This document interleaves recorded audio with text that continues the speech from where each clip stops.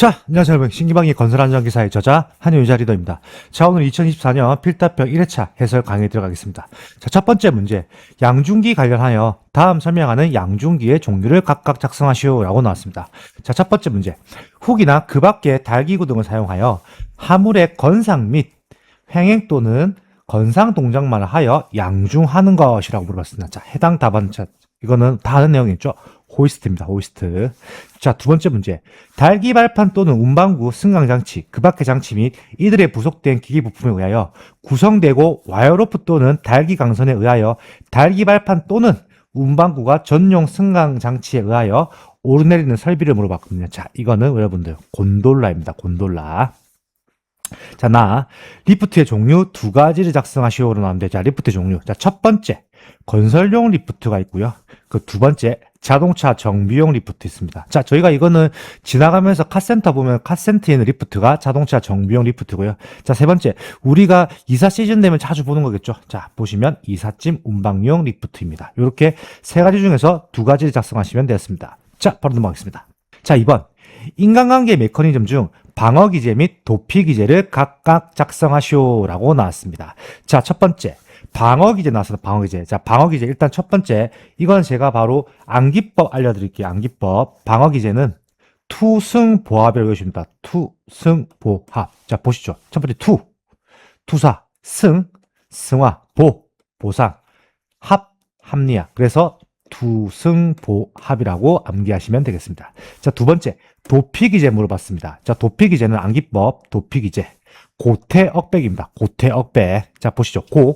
고립, 태행, 억압, 3번의 백일목입니다. 그렇기 때문에 고태억백이라고 바로 암기하시면 되겠습니다.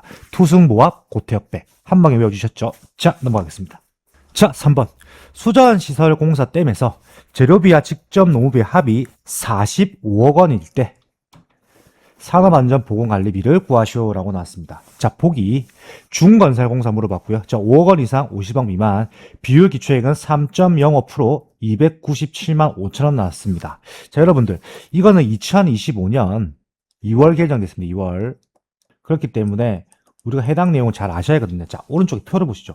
자, 오른쪽에 표를 여러분들 암기하셔야 합니다. 왜냐하면 25년도 문제에서 비율이나 기초액이 안 나왔었거든요. 그럼 여러분들 이 표를 알고 있어야 한다는 게 주된 쟁점인 것 같아요. 자, 보시죠. 자, 중건설공사 나와 있죠. 자, 5억 원 이상 50억 미만일 때는 적용 비율이 3.05%고요. 그리고 기초액은 297만 5천 원입니다. 그럼 바로 풀어보시죠. 자, 2번 항목으로 바로 내려가시면 되거든요. 자, 안전관리비는 대상액 재료비 더하기 직접 노비 곱하기 비율 더하기 기초액입니다. 자, 그럼 바로 보시죠. 자, 대상액 나와 있죠. 45억. 45억 곱하기 0.0305입니다. 자, 이게 무슨 말이냐면 3.05죠. 그럼 이걸 100분율 환산하면 하나, 둘, 뒤로 두 번을 가면 그러면 0.0305가 나온 거죠. 그래, 그 식이 들어간 겁니다. 그 더하기 기초액 297만 5천 원. 그 푸시면은 1억 4,022만 5천 원이 나오는 겁니다. 자, 해당 내용 여러분들 처음 보면 어려울 수 있어요. 근데 계속 풀다 보면 이 내용도 거기서 거기입니다. 결코 어려운 문제 아닙니다. 자, 넘어가겠습니다. 자, 4번. PSC 구조의 프레스트레스 도입 후 초기 손실입니다. 초기 손실이 발생하는 원인을 두 가지만 작성하시오라고 나왔는데, 자, 초기 손실과 여러분들 이거 아셔야 합니다. 초기 손실하고 상반되는 게 있습니다. 장기 손실입니다. 장기 손실. 자, 그럼 일단 우리가 초기를 물어봤죠. 자, 초기 손실에는 첫 번째, 콘크리트의 탄성 수축에 의한 손실이 나온 거고요. 자, 두 번째, PS 강제와 덕트의 마찰입니다. 그 세 번째, 정착 재료의 움직임에 따른 손실. 이렇게 세 가지 중에 두 가지를 작성하시면 되고, 자, 장기 손실에 대한 부분인데, 장기 손실에 대한 부분 여러분들 교재에 지필해 놨으니까 해당 콘크리트 탄성 수축에 대한 내용인데, 여기서 중요한 거는 초기 손실과 장기 손실의 차이를 여러분들 정확하게 구별해 놓으셔야 합니다. 그냥 무턱대고 외우셨다가는 초기인지 장기인지 모르고 그냥 손실이라는 글자만 보고 무턱대고 외우다가는 초기랑 장기의 차이에 대해서 틀릴 수 있습니다. 해당 내용 중요합니다. 자, 넘어가겠습니다. 자, 5번. 산업안전보건법령상 차량계, 하역, 운반기계 등의 하물을 적재하는 경우에 사업주의 준수사항 세 가지를 작성하시오. 자, 제가 이 내용 항상 말씀드리죠. 차량용 건설기계하고 하역, 운반 틀립니다. 이해되시죠? 자, 첫 번째. 하중이 한쪽으로 치우치지 않도록 절제할 것. 다 당연하죠. 하중이 한쪽으로 치우치면 차가 디비지겠죠. 자, 두 번째. 군내 운반차 또는 화물 자동차의 경우 화물의 붕괴 또는 낙하에 의한 위험을 방지하기 위하여 화물에 로프를 거는 등의 필요한 조치를 할 것. 당연하죠. 화물이 붕괴돼 낙하가 되면 위험할 수 있기 때문에 화물에 로프를 거는 데 조치를 해야겠죠. 자, 세 번째. 운전자의 시야를 가리지 않도록 화물을 적재한 것. 당연하죠. 왜? 차량이 하역 운반기계잖아. 그럼 이건 싣고 가는 겁니다. 싣고 이동하는 거죠. 이동하는 건데 운전자의 시야를 가려보면 안 보이겠죠. 큰 사고 납니다. 자, 그럼 마지막 네 번째 하나 더 외워두십시오. 화물을 적재하는 경우에는 최대 적재량은 초과해서는 아니 된다. 이게 무슨 말이냐면 한 번 실을 때 많이 실으려고 합니다. 많이 실는다. 작업자들이 조금만 더 실으면 돼, 조금만 더 실으면 돼.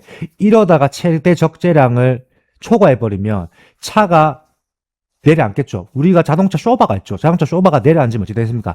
바퀴랑 화물 적재함이랑 데어버리겠죠. 그렇게 되면서 결국에는 차가 계속 끽끽거리면서 결국은 나중에 타이어가 터질 수도 있습니다. 그렇기 때문에 이거를 많이 적재하면 안 된다라고 생각하시면 됩니다. 이것도 약간 상식적인 생각에서 하시면 이해하시면 될 것 같습니다.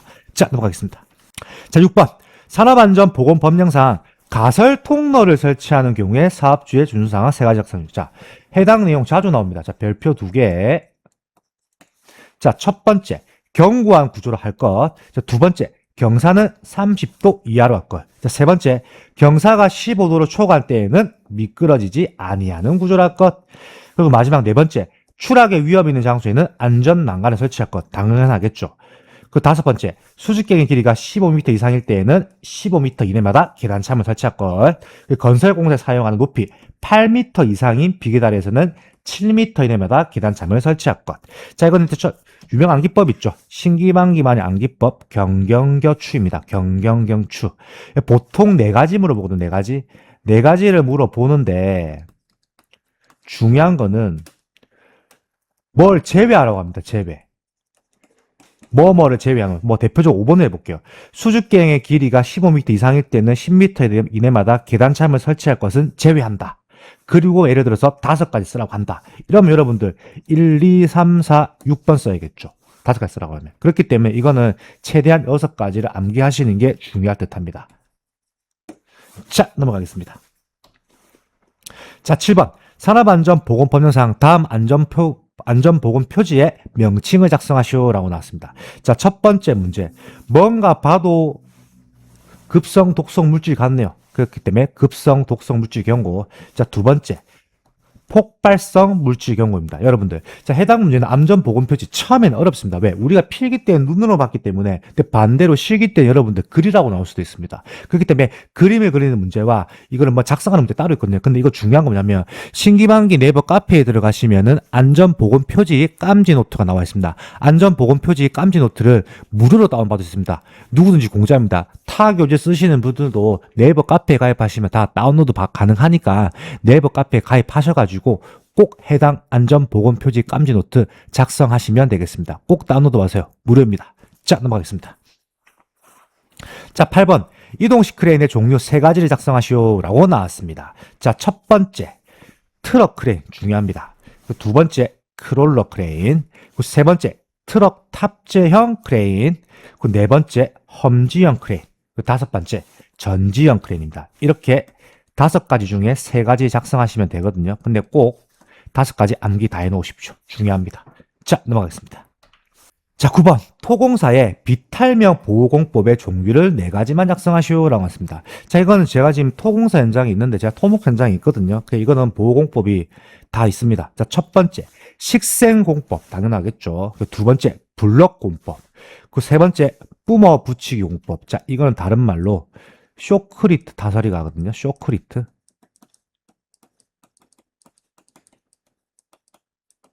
말 그대로 분사를 해가지고 뿜습니다. 콘크리트를 뿜어가지고 하는 방법입니다. 그 네 번째, 콘크리트 격자 공법. 그 다섯 번째, 돌 쌓기 공법. 왜? 돌을 쌓아가지고 비탈면을 보호할 수가 있겠죠. 이렇게 다섯 가지를 외워놓으시면 될 듯합니다. 자, 넘어가겠습니다. 자, 10번. 콘크리트 파쇄형 하향유 취급 시 준수사항 두 가지만 작성하시오라고 나왔습니다. 단, 근로자의 안전에 관한 사항은 오답으로 처리를 한다라고, 제외라고 나왔거든요. 자, 첫 번째. 화학유에 의한 발파, 파사 해체 시에는 사전에 시험 발파에 의한 폭력, 폭속, 진동치 속도 등의 파쇄 능력과 진동 소흡의 영향력을 사전에 검토해야 한다. 당연한 거겠죠. 화학유를 쓸 때는 무조건 그 전에 사전 조사를 해야 합니다. 자, 두 번째, 소음 분진, 진동으로 인한 공해 대책 파편에 대한 예방 대책을 수립한다. 당연하겠죠. 콘크리트 파쇄할 때 화학유를 쓰는데 소음이나 분진에 대한 진동, 이 부분에 대해서 민원이 많이 걸리기 때문에 예방 대책을 수립해야겠죠. 그리고 세 번째, 화학유 취급에 대하여는 관계법 규정에 하는 바에 의하여 취급해야 한다. 당연하겠죠. 화학유를 취급하는데 관계법 따라서 안 하면 여러분들 가태료 나오겠죠. 그리고 네 번째, 화약 저장소 설치 기준을 준수해야 한다. 이것도 당연하겠네요. 그다음 마지막 다섯 번째, 시공 순서는 화학 취급 절차에 의한다. 당연하겠죠. 시공 순서를 화약 취급 절차에 의하지 않게 행동한다면 여러분들 역시나 이것도 가태료 사항입니다. 그리고 콘크리트 파쇄 화학유를 취급하는 게 요즘에는 주택가 이런 데서 화학유 취급 안 하거든요. 보통 이거는 어디에 쓰냐면 산, 그 개발이 안 된 지역, 개발 안 된 이런 곳에 많이 씁니다. 왜? 보통 우리가 상식적으로 생각해보세요.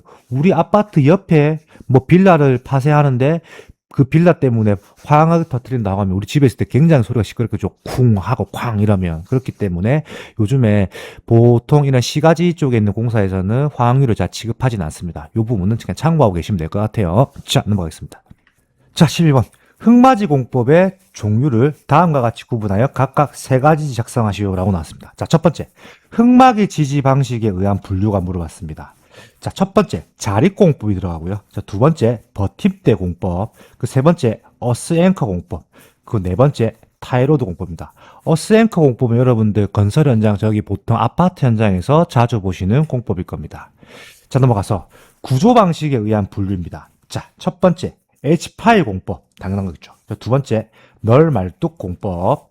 그 세 번째, 지하 연속벽 공법. 그 네 번째, SCW 공법.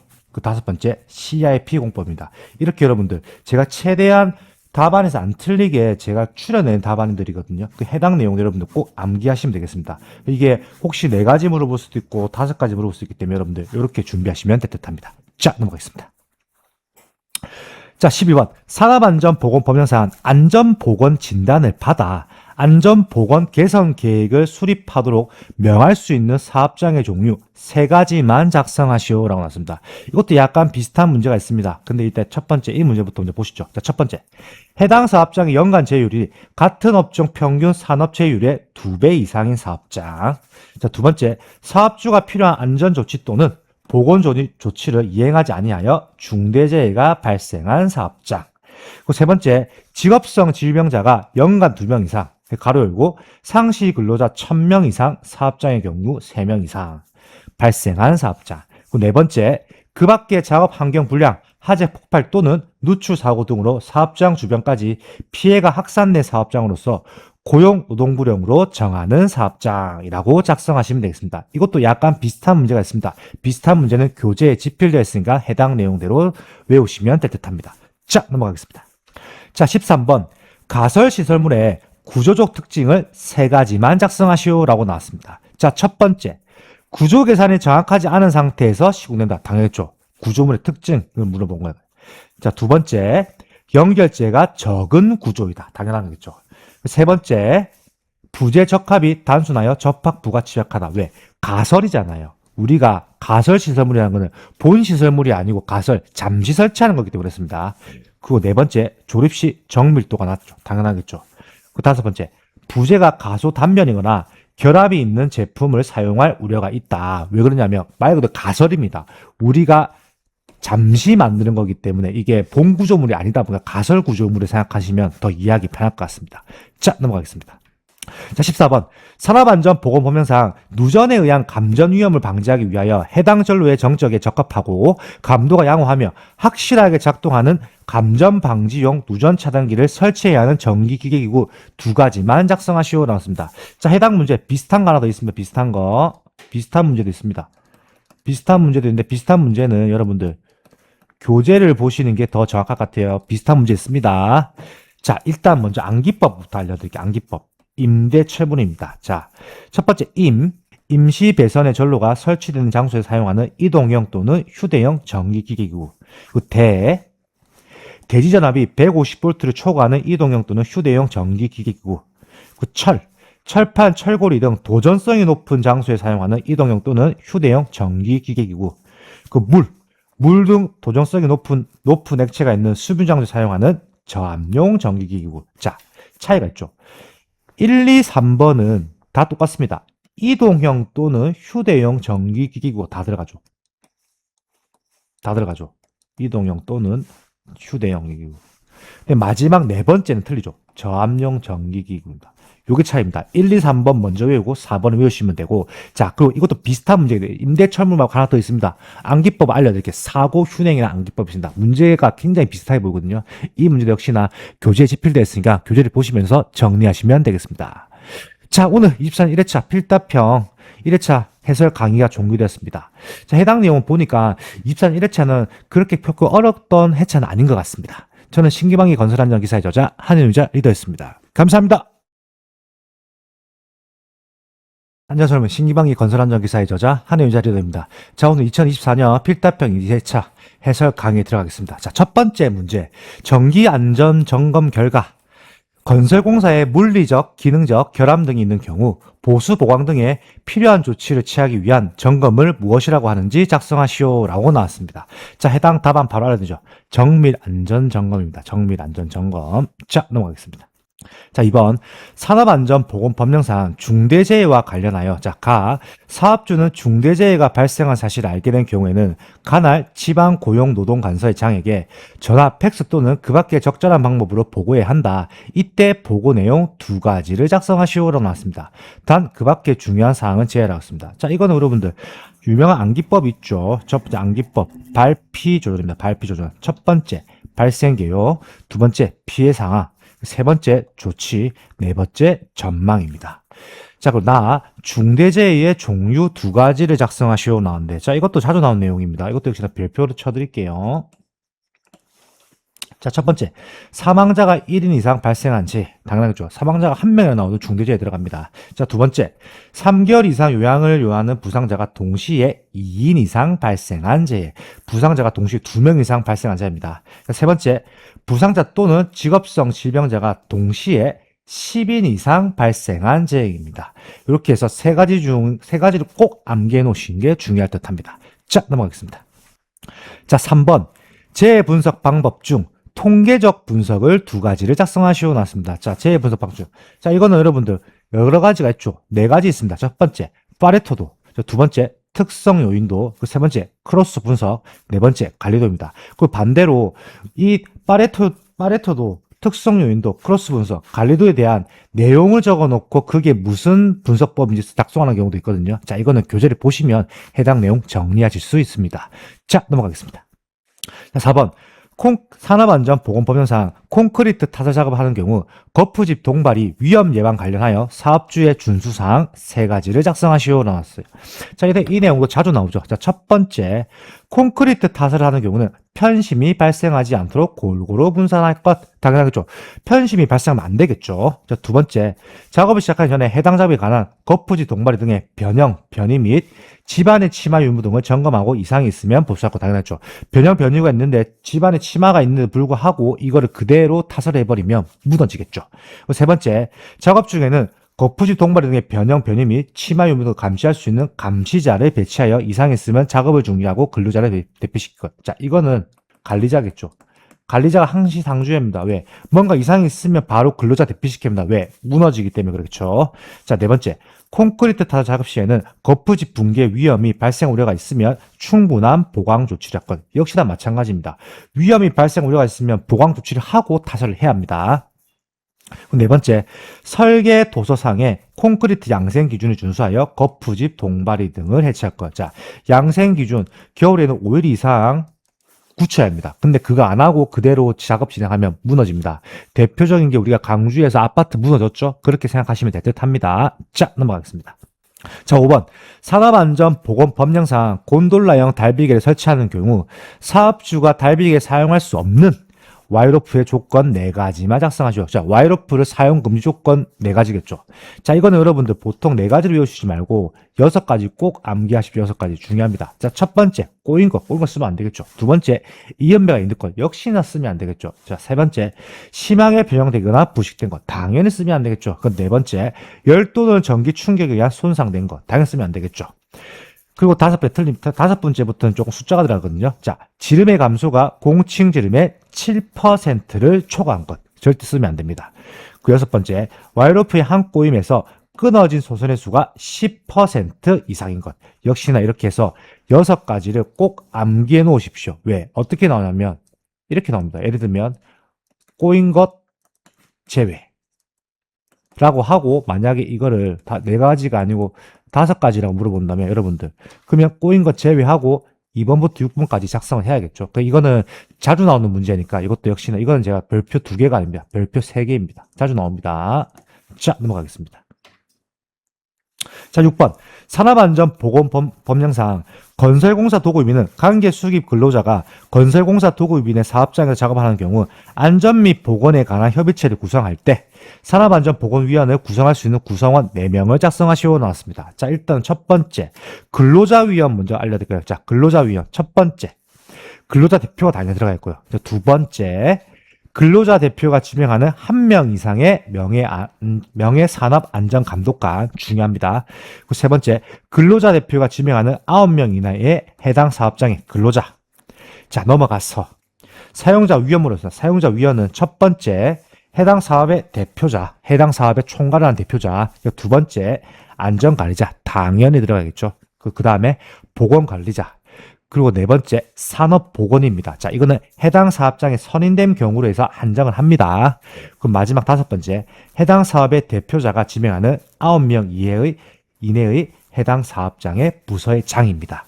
자, 이렇게 작성하시면 되겠습니다. 자, 넘어가겠습니다. 자, 7번. 지난해 총 산업재해 보상보험 보상액이 2,147억 3,069만 3천원일 때 하이니 방식으로 다음 각 손실비용을 구하시오라고 나왔습니다. 자, 하이니에 대해 총재비용. 자, 우리가 필기 때 자주 보던 내용입니다. 자, 첫 번째, 총손실비용은 하이니의 총재비용은 직접비 더하기 간접비입니다. 자, 직접비를 1이라고 하고요. 간접비를 4입니다. 1대4 비율이거든요. 자, 보시면, 자, 직접 손실비용 먼저 풀어드려요. 자, 직접 손실비용은 우리가 그냥 그대로 1이죠. 1이기 때문에 그대로 들어가는 겁니다. 2,147억 3,069만 3천원입니다. 그대로 들어가고요. 자, 간접 손실 비용 그렇죠. 자, 간접 손실 비용은 4를 곱하면 되겠죠. 그럼 4 곱하기 2,147억 3,069만 3천원을 그대로 풀이하면은 8,589억 2,272만 2천원이 되는 겁니다. 자, 그러면 1대4라고 했죠. 1대4. 그럼 2개 더하면 되겠죠.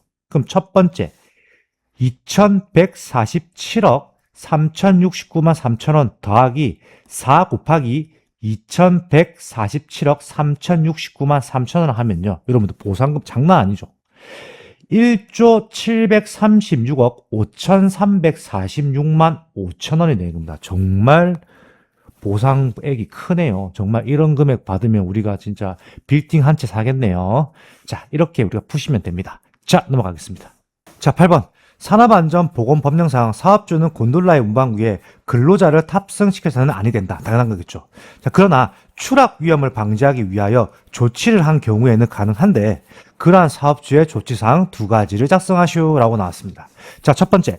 운반구가 뒤집히거나 떨어지지 않도록 필요한 조치를 한 경우. 자, 두 번째, 안전대나 구명줄을 설치하고 안전난간을 설치할 수 있는 구조의 경우라면 안전난간을 설치할 것. 해당 조건이라면 가능하다라고 생각하시면 되겠습니다. 자, 넘어가겠습니다. 자, 9번. 크레인에 건상 하중에서 훅, 크레브 또는 버킷 등 달기 기구의 중량에 상당한 하중을 뺀 하중은 무엇인가? 라고 물어봤거든요. 자, 첫 번째, 전격 하중입니다.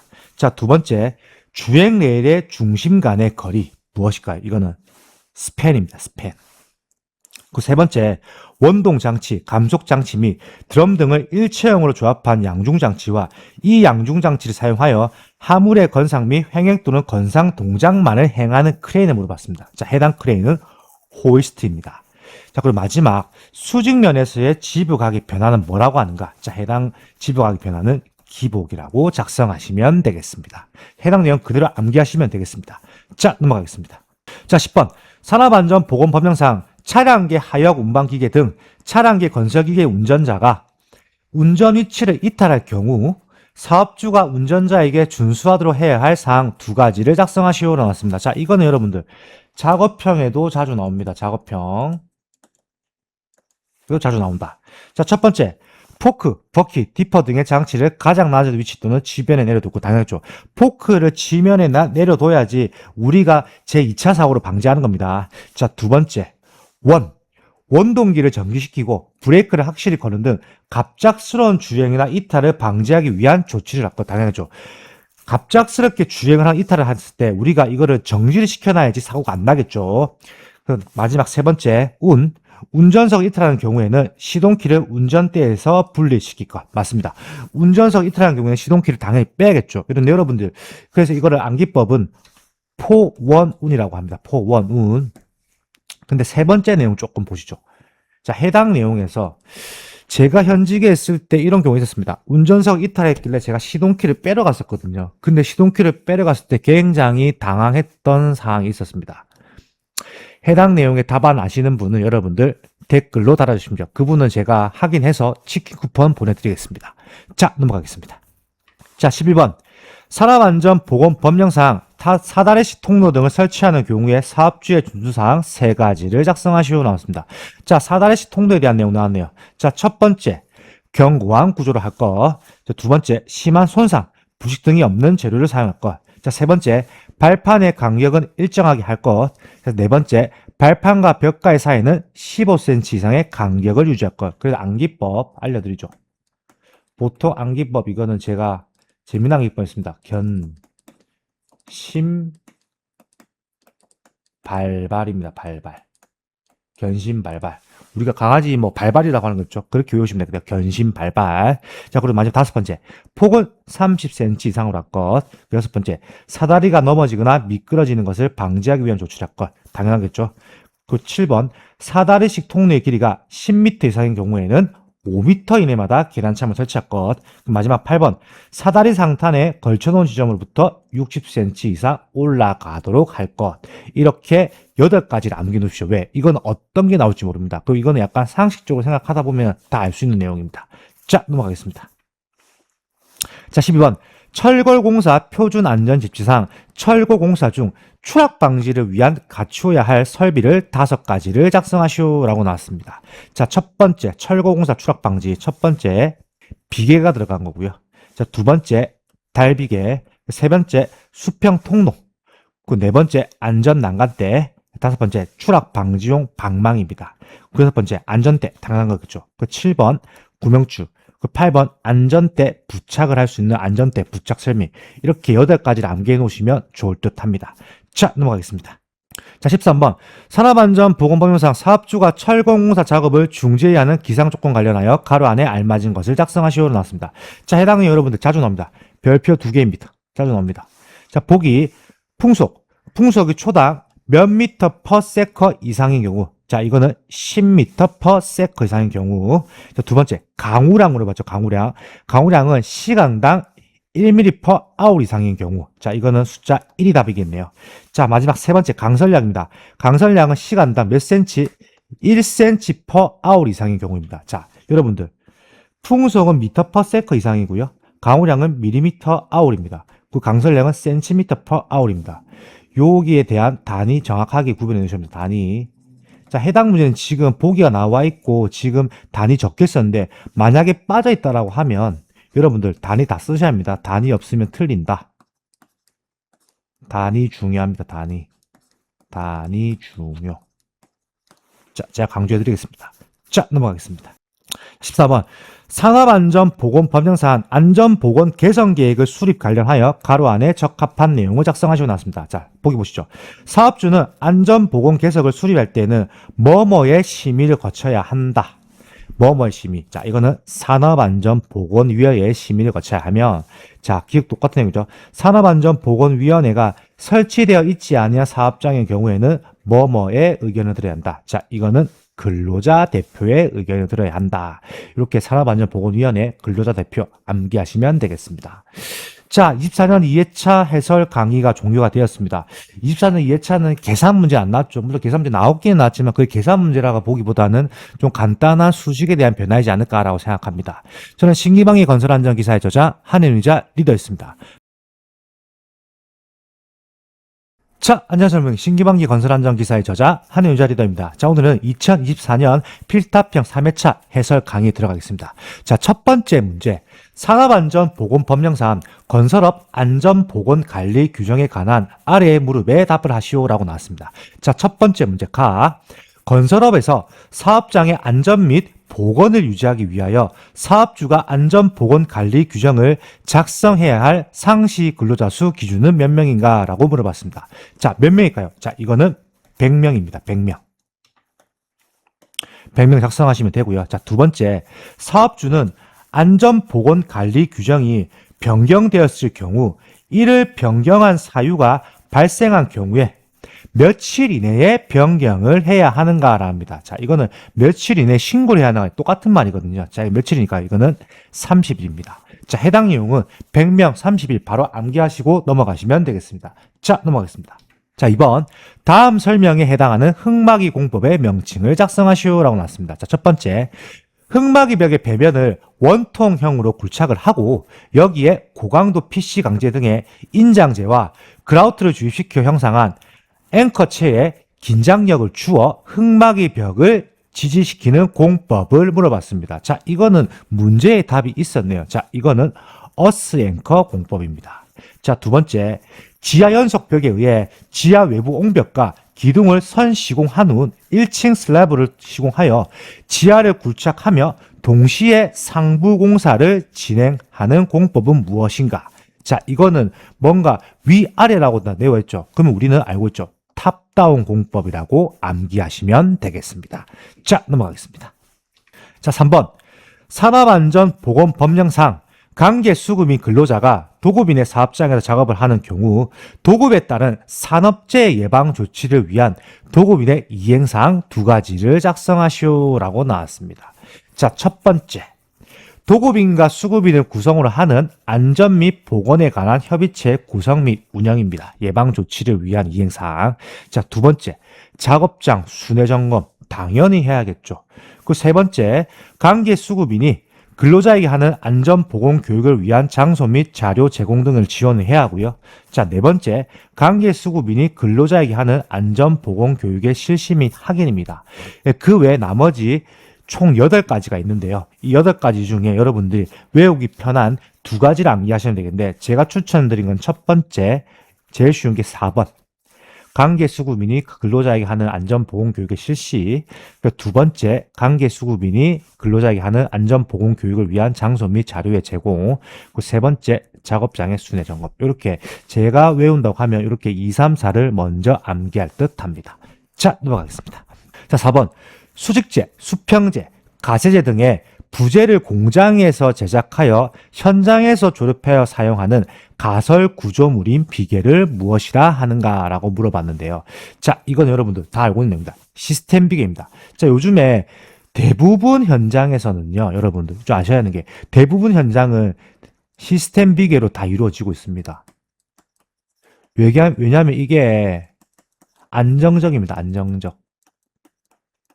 시스템 비계 설치했을 때는 크게 뭔가 위험성이 없습니다. 왜? 딱 공장에서 제작해서 나오기 때문에 특히 안정적입니다. 사고 날 확률이 적습니다. 보통 일반적인 뭐 강강비계나 단강비계 같은 경우는 뭔가 현장에서 변형은 쉬운데 변형을 쉽게 하다 보니까는 일반 사람들의 손을 타다 보니까는 이게 과연 안전한지 안 안전한지에 대해서 좀 구별이 안 됩니다. 그 부분 때문에 괜한 사고가 날 수 있습니다. 그렇기 때문에 대부분 현장에서 요즘에 시스템 비계로 대부분 시공을 하고 있다라고 생각하시면 되겠습니다. 자, 넘어가겠습니다. 자, 5번. 건설업 산업안전보건관리비 계상 및 사용 기준에 관한 아래의 무릎에 답을 하시오라고 나왔습니다. 자, 첫 번째. 공사 원가 계산서에 구성 항목 중 직접 재료비, 간접 재료비, 직접 노무비를 합한 금액을 무엇이라고 하는가? 합한 금액은 대상액이라고 합니다. 대상액. 자, 이어서 건설공사의 시공을 주도하여 총괄 관리하는 자, 발주자로부터 건설공사를 최초로 도급받은 수급인을 제외를 하고 이거를 무엇이라고 하는가? 자, 이거는 자기공사자라고 한다라고 생각하십니다. 이렇게 암기하시면 되겠습니다. 자, 넘어가겠습니다. 자, 6번. 건설공사 금액에 따른 안전관리자의 수를 금액에 알맞게 작성하시오라고 나왔습니다. 자, 첫 번째 공사금액. 선임의 안전관리자 인원을 물어봤는데, 자, 800억 이상 1,500억 미만일 때 몇 명인가? 자, 이거는 2명입니다. 2명.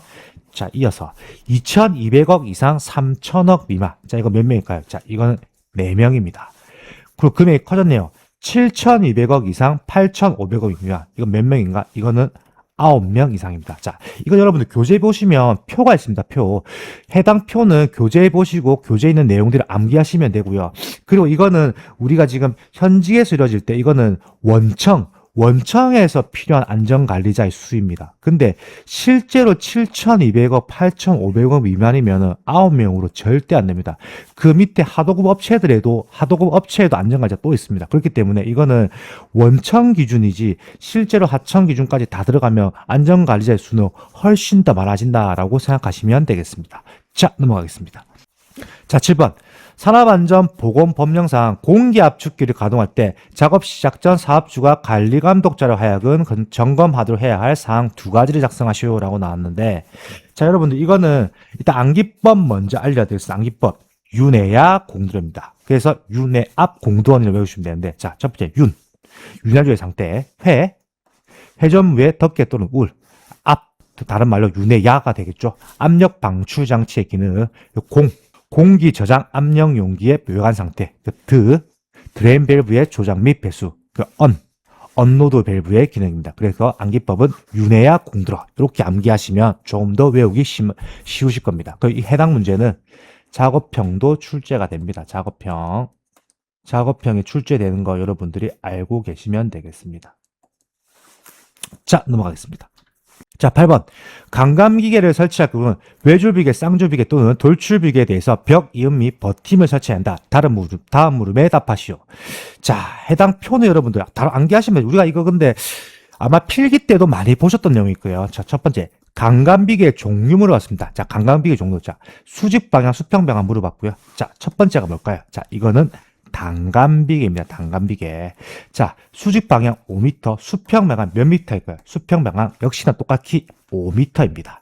자, 틀비계 물어봤고요. 틀비계 수직 방향은 6m고요. 수평 방향은 몇 m냐? 이거는 8m입니다. 그렇기 때문에 해당 표를 그대로 암기하시면 되고요. 자, 넘어가서 인장제와 압축제를 설치한 경우에 인장제와 압축제의 간격 기준을 작성하시오라고 나왔습니다. 자, 이건 몇 미터인가요? 이거는 1m입니다. 역시나 오타가 나 있네요. 입축제가 아니고 압축제입니다. 이렇게 암기하시면 되겠습니다. 자, 넘어가겠습니다. 자, 9번. 자, 계산 문제 나왔습니다. 어느 사업장의 연간 근로일수는 300이, 연간 재해 건수는 5건이 발생하였는데 사망 1명, 14급 2명, 30일 가료 1명, 7일 가료 1명이다. 이 사업장의 강도율을 계산하시오 나왔습니다. 단 1일 8시간 근무 근로자 수는 200명이라고 합니다. 자, 그럼 우리가 먼저 강도율 알겠죠? 강도율 제일 기본이죠. 강도율은 총 근로시간 수분의 근로손실일수 곱하기 10의 3승, 즉 곱하기 1000이겠죠. 자, 그러면 근로손실일수를 하면 휴업일수, 요양일수, 입원일수 곱하기 365분의 300이 실제 근로일수가 되는 거거든요. 자, 그러면 이거 그대로 풀어보시죠. 자, 일단 첫 번째 근로자 수 200명, 200 곱하기 8시간 근무 곱하기 8, 그리고 보통 300이 근무하죠. 그렇기 때문에 곱하기 300 분의, 자, 여기서 사망 1명 나왔죠. 자, 오른쪽에 표 보이십니다. 근로손실수 사망 1급, 2급, 3급일 때는 근로손실일수가 7,500입니다. 그럼 해당 표도 다 암기하셔야겠죠. 그러면 7,500 14급 2명 났죠. 자, 14급 매일 나왔죠. 14급은 근로손실수가 50일이 되는 겁니다. 그렇기 때문에 2명이라 했기 때문에 50 곱하기, 자, 더하기. 자, 여기서 30일 가료 1명, 7일 가료 1명입니다. 그렇기 때문에 30 더하기 7이 되는 거고요. 곱하기 365분의 3배, 곱하기 10의 3승입니다. 자, 이렇게 푸시면은 13.07이 됩니다. 13.07.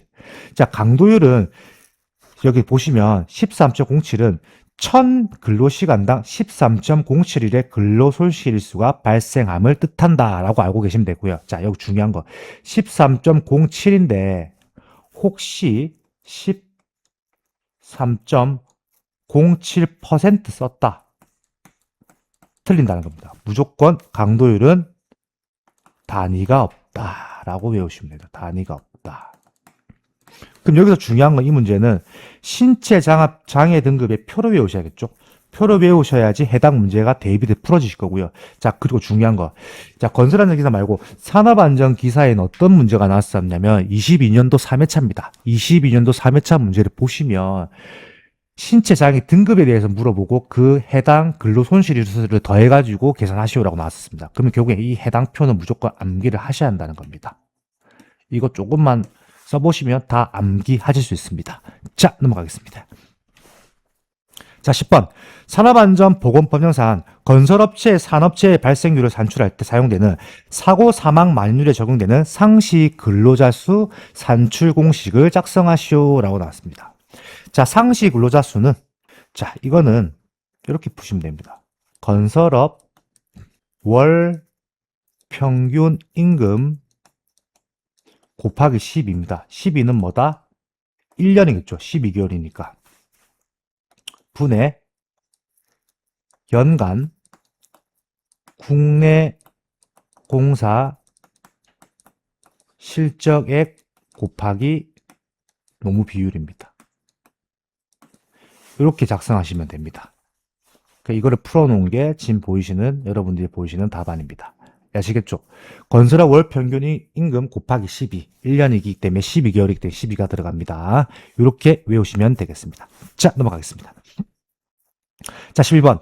산업안전보건법령상 사업주는 크레인을 사용하여 근로자가 운반하거나 근로자가 달아 올린 상태에서 작업에 종사시켜서는 아니 된다. 당연한 거겠죠. 그러나 크레인의 전용 탑승 설비를 설치하고 근로자를 운반하거나 근로자를 달아 올리는 작업을 할 때 추락 위험을 방지하기 위한 사업주의 조치사항 2가지를 작성하시오라고 나왔습니다. 자, 일단 첫 번째 암기법 바로 여기야. 암기법은 탑안입니다. 탑안. 첫 번째 탑승 설비가 뒤집히거나 떨어지지 않도록 필요한 조치를 할 것. 자, 두 번째 탑승 설비를 하강시킬 때에는 동력 하강 방법으로 할 것. 당연하겠죠. 그 세 번째 안전대나 구명줄을 설치하고 안전난간을 설치할 수 있는 구조인 경우이면 안전난간을 설치할 것. 이렇게 해서 탑안이라고 암기하시면 되겠습니다. 해당 내용도 여러분들 좀 자주 나옵니다. 별표 2개 쳐드리겠습니다. 자, 넘어가겠습니다. 자, 12번. 산업안전보건법령상 안전보건총괄 책임자의 직무 3가지를 작성하시오라고 나왔는데, 자, 이거는 여러분들 교재에 보시면 필수 암기법령 파트에 나와있죠. 필수 암기법령 파트. 교재 첫 페이지 나와있죠. 자, 여기서 보죠. 단 도급 시 산업재해 예방 조치는 제외하라고 나왔는데, 자, 여러분 일단 첫 번째, 이건 먼저 제가 암기법 알려드릴게요. 암기법. 위도 작성안입니다. 위도 작성안. 자, 위험성 평가의 실시에 관한 사항. 도급 시 산업재해 예방 조치. 작업의 중지. 산업안전보건관리비의 관계수급인 간의 사용에 관한 협의 조정 및 그 집행의 감독. 그리고 5번 안전인증 대상 기계들과 자율안전 확인 대상 기계 등의 사용 여부 확인. 자, 이렇기 때문에 여러분들 제가 위도 작성 안에 암기법을 했습니다. 근데 여기서 보시면 단 도급 시 산업재해 예방 조치제 해랬죠. 그러면 해당 문제에서는 2번 답안은 당연히 제외가 되겠죠. 그러면 이렇게 4개 위험성 평가, 작업의 중지, 산업안전보건관리비, 안전인증 대상 이렇게 4가지 중에 3가지를 작성하시면 되겠죠. 근데 암기법이 위도 작성 아니기 때문에 제가 도급시 산업재해 예방 조치에 대한 내용도 넣어놨습니다. 그렇기 때문에 우리가 외울 때 뭐뭐를 제외하는 경우가 많기 때문에 꼭 5가지를 암기하십시오. 자, 넘어가겠습니다. 자, 13번. 산업안전보건법령상 사업주가 근로자에게 실시해야 하는 안전보건교육 중 건설업 기초안전보건교육에 대한 다음 각 무렵에 답을 작성하시오라고 나왔습니다. 자, 첫 번째. 교육 시간에 따른 교육 내용 3가지 작성하시오. 자, 이거는 우리가 건설업 기초안전보건교육은 이수중이 나옵니다. 이수중. 근데 문제는 이거는 무조건 있어야지 우리가 건설업에 입사가 가능합니다. 이건 여러분들 이제 건설업으로 들어가시면 알 겁니다. 이거 없으면 일 자체가 안 됩니다. 요즘에 인력사무소에서 사람을 불러도 이거 무조건 있어야 합니다. 기본적으로 있어야지만 건설업에서 근무가 가능하십니다. 자, 교육 내용. 첫 번째, 건설공사의 종류, 건축 토목 등 및 시공 절차입니다. 자, 두 번째, 산업재해 유형별 위험 요인 및 안전보건 조치. 당연하겠죠. 그 세 번째, 안전보건관리 체제 현황 및 산업안전보건 관련 근로자의 권리와 의무입니다. 이렇게 해서 3가지를 꼭 여러분들 가시면 배우게 되어 있습니다. 자, 이어서 교육시간 관리해서 가로 안에 알맞은 작성하죠. 자, 건설 일용 근로자는 몇 시간 이상 이걸 들어야 하는 거 이거거든요. 자, 이거는 4시간 이상입니다. 이렇게 여러분들 암기하시면 되겠습니다. 그러니까 건설업 기초안전보건교육은 무조건 기본 중에 기본입니다. 그렇기 때문에 이거는 제가 별표를 2개도 아니고 3개도 아니고 4개를 취해드리겠습니다. 자, 중요합니다. 자, 넘어가겠습니다. 자, 14번. 굴착 작업 시 토석이 붕괴되는 원인을 외적 원인과 내적 원인으로 구별할 때 외부의 요인이죠. 외적에 해당하는 사항 3가지를 작성하시오. 자, 제가 지금 토목 현장에 있거든요. 자, 보시죠. 첫 번째, 절토 및 성토 높이의 증가. 당연하죠. 외적 요인이죠. 두 번째, 공사에 의한 진동 및 반복 하중의 증가. 당연하겠죠. 왜냐하면 외적인 요인이기 때문에 진동 및 반복 하중이 증가합니다. 세 번째, 사면 및 변면의 경사 및 기울기의 증가. 외적이기 때문에 증가하겠죠. 그 네 번째, 토사 및 암석의 혼합층의 두께. 당연하겠죠. 이게 깼는데, 우리가 안반을 깨는데 혼합층의 두께가 결국에는 외적 요인이 되겠죠. 그 5번째, 지표수 및 지하수의 침투에 의한 토사 중량의 증가. 맞습니다. 지표수랑 지하수가 침투하면 토사가 더 쌓이게 되겠죠. 그렇기 때문에 중량이 증가하는 겁니다. 그 6번째, 지진, 차량, 구조물에 하중이 작용한다. 당연하죠. 지진이 있거나 차량 등에 의해서 구조물에 의해서 하중이 작용하기 때문에 외적인 요인에 들어가겠죠. 그렇기 때문에 이거는 여기 6가지 중에 3가지를 쓰시면 되고, 자, 암기법은 절공사, 토지지라고 암기하시면 되겠습니다. 자, 해당 내용 여러분들 자주 나옵니다. 별표 2개 쳐드리겠습니다. 자, 이것으로 2024년 필답형 3회차 해설 강의가 종료가 되었습니다. 점점 가면 갈수록 뭔가 건설 쪽의 내용에 대해서 조금 더 디테일하게, 조금 더 확실하게 문제가 나오는 것 같습니다. 저는 신기방의 건설안전기사의 저자, 한현유자 리더였습니다.